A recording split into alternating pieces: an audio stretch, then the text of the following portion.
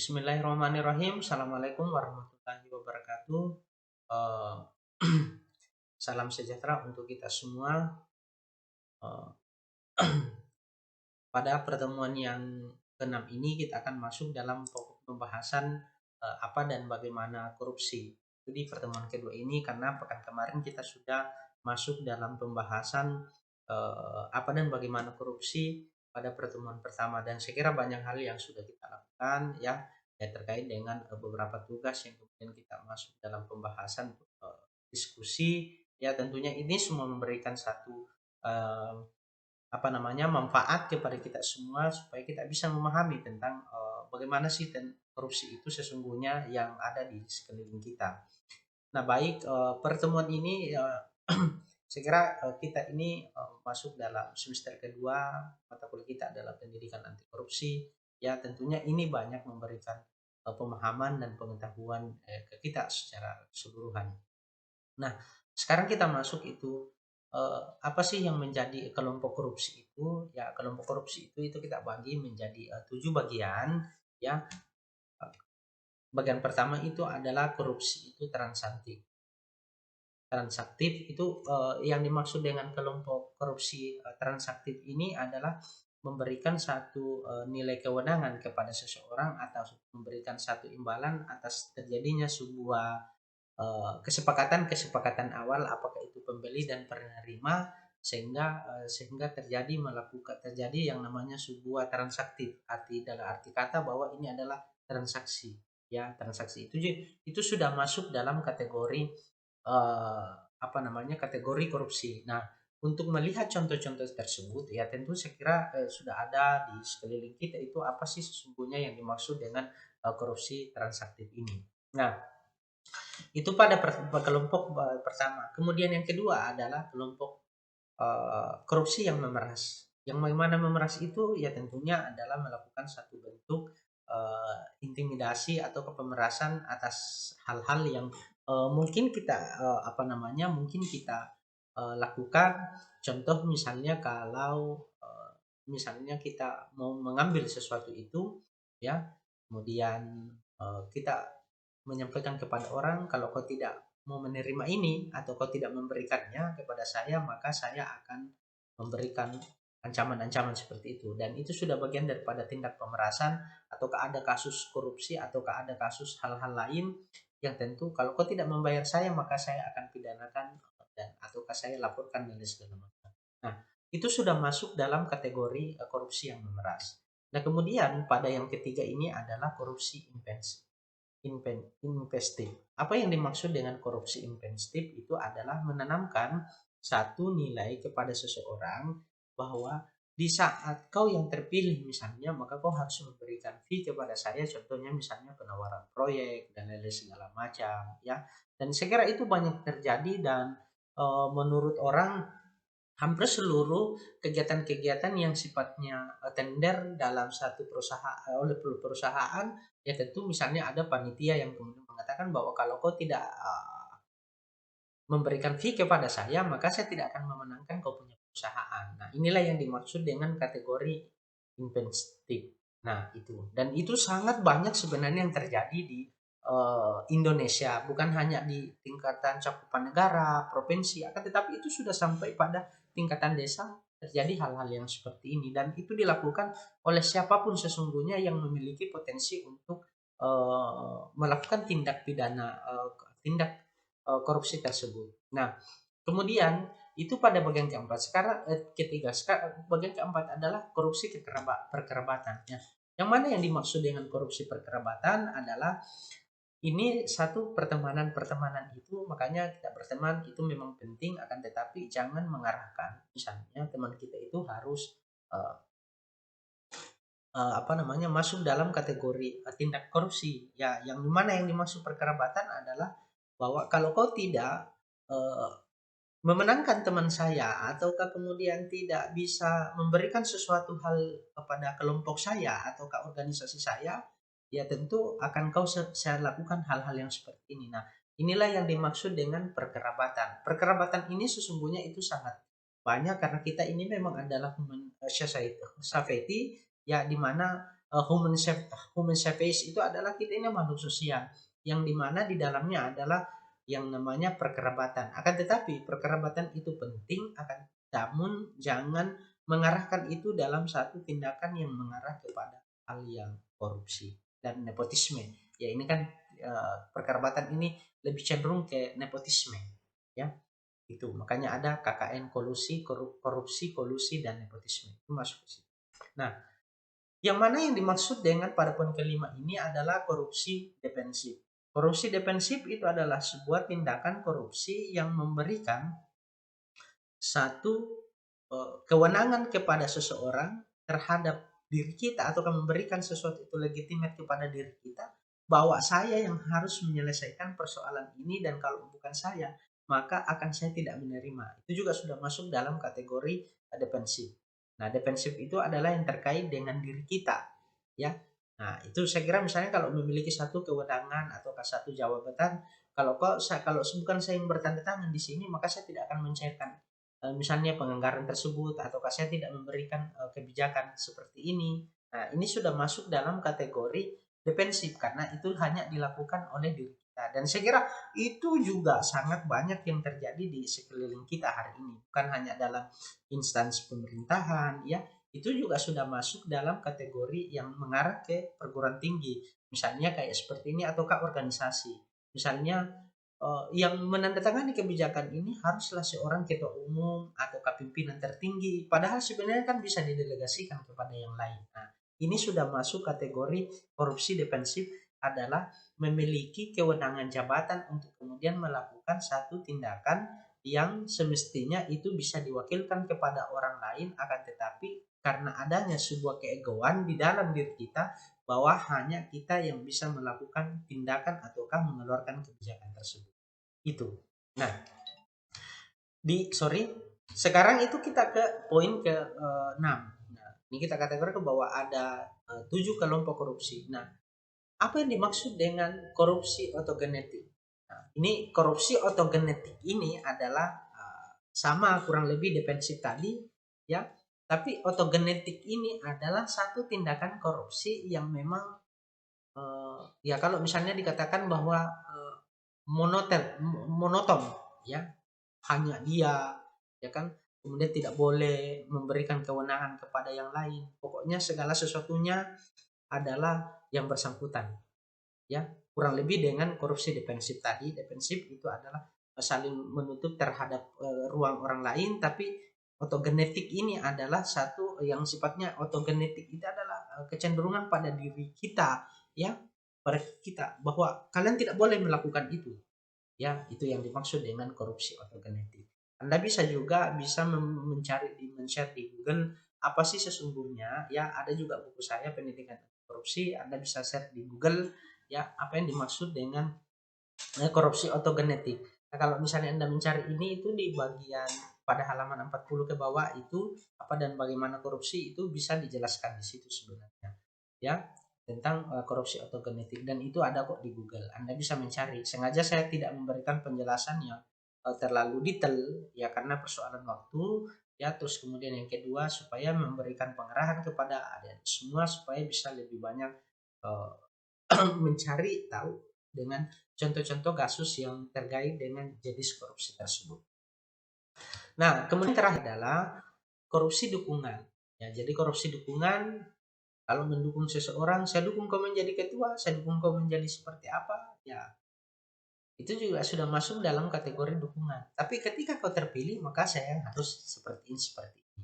Sebenarnya dari ketujuh kelompok korupsi ini adalah memiliki sebenarnya korelasi, ya, yang saling memiliki keterkaitan antara satu dengan yang lain, karena kesamaan itu adalah adanya individu, kemudian kelompok maupun organisasi, sehingga kemudian terjadi tindak korupsi. Jadi korupsi itu jangan diartikan bahwa hanya semata-mata uang. Dalam hal kebijakan sekalipun itu sudah masuk dalam kategori korupsi. Seperti yang terakhir ini adalah korupsi dukungan, ya. Kita memberikan dukungan kepada dia karena ada babi bu yang kemudian ingin kita. Nah, sekarang kita melangkah kepada selanjutnya, ya. Nah, Ini di dalam Undang-Undang Nomor 20 Tahun 2001 tentang tindak pidana korupsi. Itu kita akan memberikan penjelasan yang mana sih sesungguhnya yang dimaksud dengan tindak pidana. Jadi ini tadi itu adalah tindakan korupsi, tapi ini sudah masuk dalam tindakan pidananya. Kalau bicara tindakan pidananya itu berarti berdasarkan dengan aturan ataukah hukum, ya. Nah, yang pertama adalah kerugian keuangan negara. Ya, saya kira itu banyak yang terjadi yang mana yang dimaksud dengan kerugian keuangan negara. Terus kemudian yang kedua adalah penggelapan dalam jabatan. Jadi menggelapkan itu adalah sesuatu hal karena dia memiliki legitimate ataukah sebuah kekuasaan, maka dia melakukan penggelapan ataukah uh, penyalahgunaan itu. Nah, pada yang ketiga adalah suap menyuap. Ya, jadi terjadi suap menyuap tadi itu dijelaskan juga namanya ada fee dan lain segala macam, ya kan? Tadi itu adalah tindakan pencegahan, ya. Bisa jadi itu masuk dalam unsur dukungan, misalnya kelompok kategori korupsi yang berjenis dukungan, ya kita menyuap seseorang supaya dia menang, ya kan? Itu sudah masuk dalam kita sekarang sudah masuk dalam bicara ranah pidananya, ya. Pidananya itu berdasarkan dengan aturan. Nah, kemudian adalah pemerasan. Tadi juga dikatakan pemerasan. Jadi kalau misalnya Anda merasa diperas, misalnya ini contoh atau ke apa, dan kemudian itu tidak sesuai dengan fakta dan kemudian Anda merasa bahwa ini adalah sudah tindakan pemerasan, bukan hanya dia masuk dalam tindakan kriminalnya ya, ataukah bicara tentang aspek eh, kriminalisasinya, tapi itu juga sudah masuk masuk dalam satu tindakan yang mengarah ke korupsi. Dan ini jelas aturannya adalah Anda bisa lihat itu, Anda bisa membuka tentang apa itu pada Undang-Undang Nomor 20 Tahun 2001. Ada juga Undang-Undang Nomor 3 Tahun 99. Ya, tapi diperbarui menjadi Undang-Undang Nomor 20 Tahun 2001 tentang tindak pidana korupsi. Jadi, pemerasan itu sudah bagian daripada korupsi. Dan itu jelas melanggar aturan.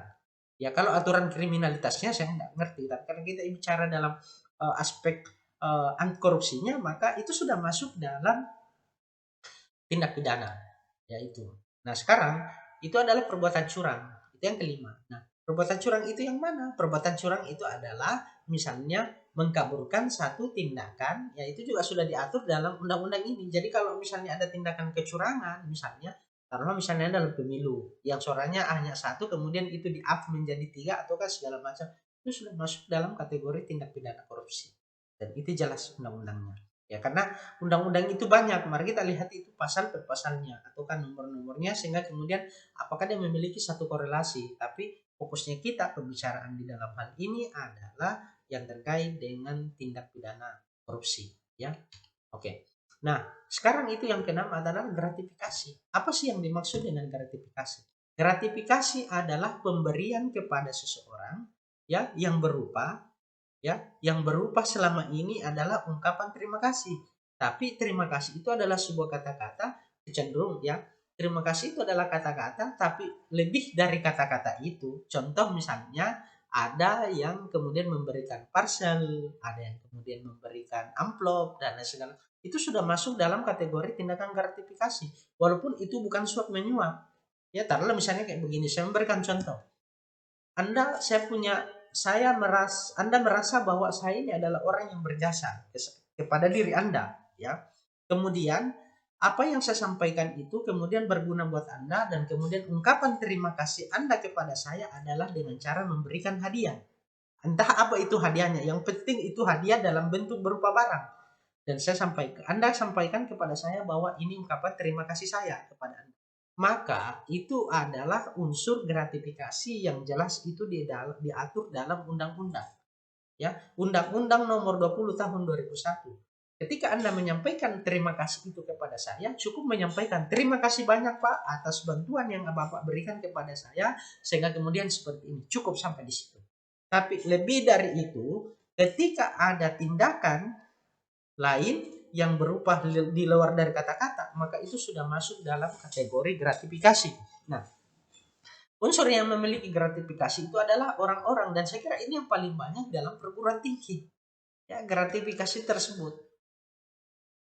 Ya, oke. Saya kira contohnya nanti Anda bisa lebih mencari.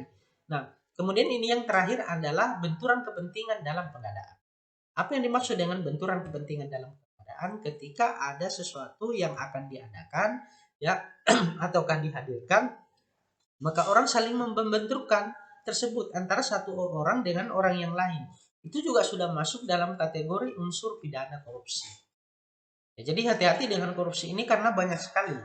Ya, oleh karena itu saya katakan bahwa apa dan bagaimana si korupsi itu ya mari kita melihat itu dalam dasar acuan-acuan itu ya berdasarkan pada rujukan undang-undang dan kemudian jenis dan ciri-cirinya. Nah, ini kita sudah masuk dalam kategori tadi itu adalah kelompok, kemudian itu sudah masuk dalam kategori jenis. Nah, itu. Oke. Selanjutnya, bagaimana sih korupsi itu dalam berbagai perspektif? Nah, itu korupsi itu dalam berbagai perspektif adalah sebuah paradigma bagaimana kita bisa melihat itu semua. Contoh, di bagian pertama kan ini juga ada beberapa tahapan. Satu adalah ideologi. Ideologi ini adalah sebuah keyakinan. Jadi korupsi itu dalam berbagai perspektif bisa jadi itu masuk dalam kategori yang pertama adalah sebuah unsur ideologi ataukah sebuah keyakinan. Nah, kemudian yang kedua, korupsi itu juga masuk dalam kategori politik. Politik itu ya saya kira selama ini kita selalu bicara dalam sebuah pendekatan aspek politik dan segala macam. Itu sudah masuk ke sana. Nah, kemudian yang ketiga dan ini yang paling banyak adalah masuk dalam ekonomi. Apa itu? Misalnya sekarang di masa pandemi COVID-19 ini pemerintah mencanangkan hampir semua jenjang struktur pemerintahan ya mencanangkan bahwa adanya sebuah peningkatan pertumbuhan ekonomi nasional, pertumbuhan melalui ekonomi daerah, ya. Nah, ini sangat erat kaitannya dengan masuk dalam kategori unsur-unsur korupsi, ya. Jadi kita itu bisa lihat itu dalam berbagai macam perspektif. Kemudian yang kedua adalah pada aspek sosialnya, ya. Sosialnya itu sudah jelas, sudah ada beberapa yang kemudian masuk bui hari ini dan karena terbukti melakukan satu tindak pidana korupsi, misalnya bansos, ya itu sudah aspek sosial karena itu bicara dalam sebuah pendekatan yang secara keseluruhan kepada warga negara. Nah, kemudian yang kelima adalah pada aspek the culture ataukah sebuah budaya. Apa sih sesungguhnya itu? Ya, tindakan korupsi itu juga sudah sebenarnya diberikan orang mengatakan misalnya contoh misalnya saya mengambil yang hits kemarin itu dalam aspek budaya adalah memperkenalkan budaya kita itu kepada orang luar akan tetapi ternyata ada unsur-unsur yang di luar dari itu sesungguhnya ada di dalam ya.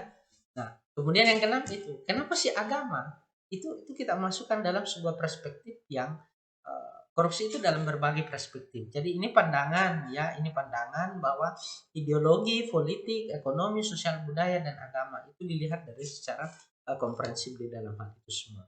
Nah, kemudian yang ketujuh adalah pertahanan. Ya, jadi pertahanan itu ketika dia memiliki sebuah pertahanan maka tentu akan menghadirkan yang namanya keamanan nasional. Ya, jadi pertahanan itu ya jangan ada korupsinya ya. Kemudian menggawangi ini dari kesemua ini adalah agama dan hukum. Jadi agama dan hukum memiliki sebuah peran yang sangat penting dalam pencegahan tindak korupsi. Ya, agama kenapa? Karena itu bicara dalam sebuah pendekatan religion. Ya kan? Hukum ya. Kalau misalnya agama hukum dosa dan aman, ya. Kalau dalam pendekatan perspektif hukumnya maka berbicara tentang salah dan benarnya. Ya, walaupun misalnya tadi adalah agama juga bicara dalam sebuah pendekatan salah dan benar. Tapi agama mengatakan ketika kau melakukan satu bentuk pelanggaran, maka tentu kau akan diganjar dengan dosa. Tapi ketika kau melakukan satu perbuatan yang baik, maka kau akan diganjar dengan amal. Nah, itu. Makanya saya katakan bicara tentang agama dalam perspektif korupsi, maka itu adalah bicara dalam aspek amal dan dosa. Hukum adalah benar dan salah. Kau melanggar, kau pasti salah. Maka apa? Maka ada sanksi yang akan kau terima. Kan begitu. Nah, sekarang kita masuk pada bagian lain adalah kita itu harus melihat dulu agama. Kenapa sih salah kata? Agama. Agama itu dia akan memberikan satu. Tadi itu kita katakan bahwa agama itu kita harus posisikan dalam urutan yang pertama Karena agama mampu melakukan penekanan terhadap korupsi. Kenapa? Ya, dia melakukan penekanan korupsi karena seseorang ataukah individu tersebut dia memiliki sebuah ketaatan beragama. Jadi ketaatan beragama adalah ya, ketaatan beragama adalah orang yang tidak akan melakukan tindakan perbuatan yang salah, karena itu bicara tentang tadi adalah amal dan dosa. Tapi jangan keliru, ya. Ada orang yang hampir setiap hari masuk masjid, dia punya jenggot dan kemudian jidat, akan tetapi juga melakukan satu tindak korupsi. Oleh karena itu saya bilang, pandangan yang seperti demikian itu tidak bisa menjadi tolak ukur. Karena apa? Betul, dia masuk masjid. Tapi dia masuk masjid bisa jadi itu adalah satu tindakan manipulatif terhadap dirinya sehingga memberikan kesan kepada orang lain bahwa dia alim, akan sesungguhnya tidak. Bukan kita mengeneralisasikan yang seperti itu, tapi fakta memang ada. Ada satu yang saya mau katakan seperti ini, di dalam buku saya juga menceritakan tentang itu adalah anti korupsi pada perguruan tinggi, ya. Itu yang Anda bisa share di Google yang saya katakan tadi. Ada orang di Pulau Sumatera sana, ya, hampir setiap hari masuk masjid, akan tetapi dia juga tetap aktif melakukan tindakan korupsi dengan alibi bahwa ataukah asumsi bahwa korupsi urusan lain, agama urusan lain. Sekarang pertanyaannya adalah, apakah korupsi yang merugikan orang lain ataukah merugikan keuangan negara itu adalah bukan perbuatan yang salah? Maka tentu ini adalah perbuatan yang salah karena sudah mengambil ataukah merampas hak yang bukan, kalau kita udah usah memakai dulu kata merampas ya karena itu terlalu kasar. Mengambil hak yang bukan miliknya, ya, kemudian itu adalah milik orang lain, maka tentu ini adalah suatu perbuatan yang salah, ya. Maka karena itu perbuatan yang salah, maka agama mengatakan bahwa itu adalah hal yang dilarang ataukah itu adalah sudah masuk dalam kategori perbuatan dosa karena ada pelanggaran walaupun dia sering masuk masjid. Jadi tindakan itu, orang saya katakan begini, agama memberikan satu pemahaman kepada siapapun. Karena agama manapun mengajarkan itu, kebetulan saya memberikan dalam sebuah perspektif Islam karena saya Muslim, ya. Saya Muslim sehingga saya memberikan contoh yang seperti demikian. Nah, oleh karena itu, ketaatan beragama adalah orang yang sama sekali tidak melakukan satu tindakan, bukan sama sekali, tidak melakukan tindakan korupsi, karena semua orang di dunia ini pasti memiliki sebuah tindakan yang hilaf. Hilaf itu sudah masuk dalam kategori unsur dosa, ya. Oke. Nah, sekarang karena dia memiliki ketaatan beragama, maka tentu akan berpengaruh terhadap perilaku korupsi. Nah, yang saya katakan tadi, di birokrasi yang paling banyak, hampir setiap saat masuk masjid, ya, hampir setiap saat puasanya Senin Kamis. Akan tetapi itu hambar, ya. Hambarnya di mana? Itu urusannya dengan Allah, itu urusannya dengan Tuhan. Akan tetapi secara perilaku maka dia sudah masuk dalam kategori perilaku korupsi. Maka apakah dia taat atau tidak? Maka tentu adalah tidak. Karena dia sudah melanggar aturan-aturan ketaatan. Ya, itu. Nah, pada bagian lain itu adalah faktor penyebab korupsi. Apa sih maksudnya penyebab korupsi? Nah, itu ada dua jenis, adalah internal dan eksternal. Kita bicara dulu dalam pendekatan pada wilayah internalnya. Nah, faktor penyebab korupsi pada internal. Nah, yang pertama adalah sifat tamak. Apa itu sifat tamak? Sifat tamak adalah sebuah sifat yang tidak pernah merasa puas terhadap apa yang dimiliki, apa yang dimiliki oleh orang lain, maka dia akan berusaha untuk melebihi dari apa yang dimiliki orang lain. Dia tidak pernah merasa cukup dengan apa yang dia miliki. Inilah yang dimaksud dengan tamak. Di dalam ajaran agama, khususnya di dalam Islam, maka tamak itu adalah perbuatan yang sangat tercela dan sangat dilarang. Ya, karena sifat tamak adalah sebuah sifat yang erat kaitannya dengan penghuni neraka di akhirat nantinya. Oleh karena itu, penyebab korupsi juga membicarakan terhadap sifat tamak ini. Makanya saya katakan bahwa pencegahan korupsi yang tidak boleh lepas itu ada dua pendekatan aspek utama yang harus dimiliki. Adalah yang pertama, aspek agama, the religion, and hukum, the law. Ya, karena ini semua memberikan penggambaran. Nah, Sekarang itu pada sifat pertama. Pada faktor internal. Yang kedua adalah sifat konsumtif. Apa yang dimaksud dengan sifat konsumtif?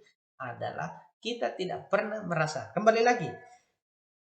Orang melihat dia seperti ini, kita juga melakukan seperti itu. Ada produk terbaru, maka juga kita tidak hanya melihat bahwa itu adalah persoalan kemanfaatan, tapi ini adalah persoalan hidup.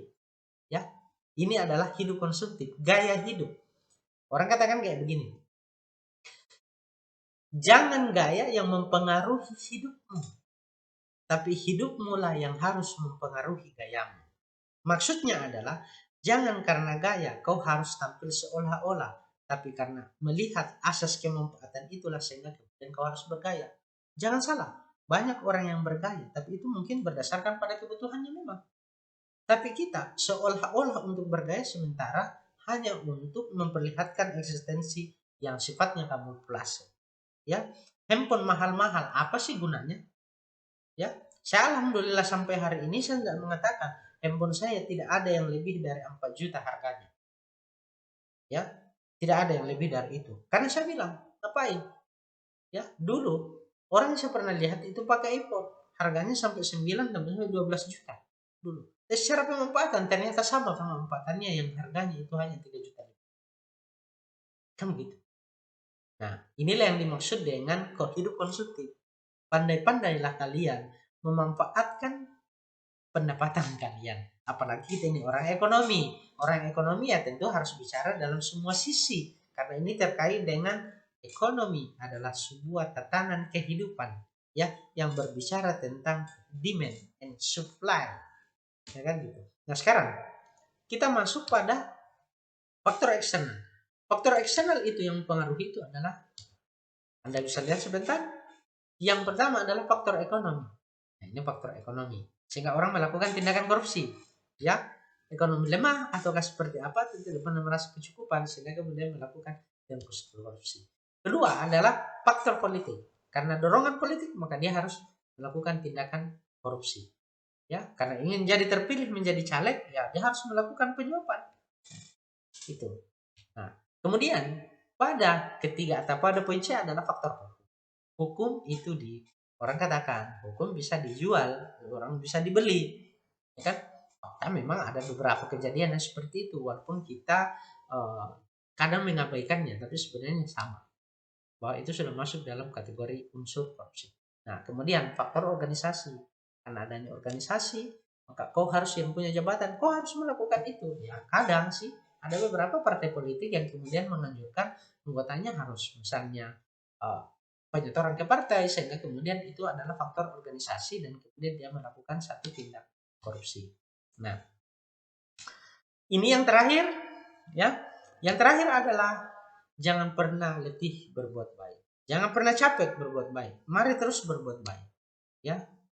Baik diri Anda maupun orang di sekitar Anda. Itu yang pertama. Yang kedua adalah kadang masa bodoh itu penting. Apa sih yang dimaksud dengan masa bodoh? Penting. Terkadang jangan kita menghiraukan apa yang dikatakan oleh orang lain yang penting. Bagus. Kita sudah berbuat baik. Jadi kadang orang bahwa dia mau seperti ini, acukan dengan bahasa seperti itu. Inilah yang dimaksud kadang masa bodoh itu penting. Kemudian yang ketiga adalah pendidikan adalah palang pintu peradaban. Pendidikan adalah palang pintu peradaban, oleh karena itu Anda harus semuanya memiliki pendidikan. Karena tidak ada sebuah peradaban. Peradaban itu adalah sebuah kehidupan.